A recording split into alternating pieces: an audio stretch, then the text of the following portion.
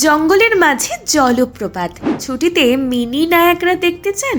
রইল কলকাতার কাছের অফবিট লোকেশনের হদিশ। আপনি কি কোথাও ঘুরতে যাওয়ার পরিকল্পনা করছেন? জঙ্গলের মাঝে জলপ্রপাত, ছুটিতে মিনি নায়াগ্রা দেখতে চান? রইল কলকাতার কাছে অফবিট লোকেশনের হদিশ।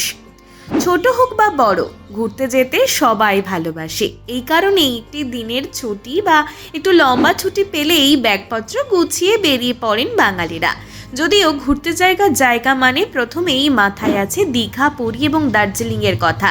তবে হাতের কাছেই এমন কিছু অফবিট জায়গা রয়েছে যেগুলি অসাধারণ সুন্দর, আর সেখানে ট্যুরিস্টের ভিড়ও তুলনামূলকভাবে কম। আজ এমন একটি সুন্দর অফবিট লোকেশনের হদিশ রইল আপনাদের জন্য। পশ্চিমবঙ্গের মধ্যে যে সমস্ত ঘুরতে যাওয়ার জায়গা রয়েছে তার মধ্যে ঝাড়গ্রাম বেশ পরিচিত। অনেকে হয়তো ইতিমধ্যে ঘুরেও এসেছেন সেখান থেকে। তবে এই ঝাড়গ্রামের কাছেই রয়েছে আরেকটি সুন্দর জায়গা, যেটা খুব কম লোকে গিয়েছেন হয়তো। জায়গাটির নাম হলো ঢাঙ্গি কুসুম। এক দুদিনের ছুটিতে একটু অন্যরকম এক্সপিরিয়েন্স নিতে চাইলে অবশ্যই ঘুরে আসতে পারেন ঢাঙ্গি কুসুম থেকে। ঢাঙ্গি কুসুম ঝাড়গ্রাম থেকে 55 কিলোমিটার দূরে অবস্থিত। এখান থেকে ঝাড়খণ্ড সীমান্তের দূরত্ব মাত্র 100 মিটার।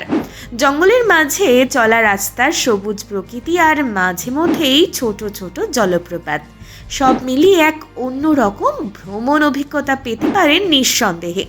জলপ্রপাত থাকার কারণে অনেকেই এই জায়গাকে আবার মিনি নায়াগ্রা বলেও পরিচয় দিয়ে থাকেন। কিভাবে যাবেন ভাবছেন? আপনি যদি ঢাঙ্গি কুসুম যেতে চান তাহলে আপনাকে হাওড়া থেকে ট্রেন ধরে প্রথমে পৌঁছাতে হবে ঝাড়গ্রাম। সেখান থেকে গাড়ি ভাড়া করে বেলপাহাড়ি পেরিয়ে পৌঁছাতে হবে ঢাঙ্গি কুসুম। গাড়ি ভাড়া সেভাবে নির্দিষ্ট না থাকলেও স্টেশনে পৌঁছে দরদাম করে ভাড়া ঠিক করে নিতে পারেন।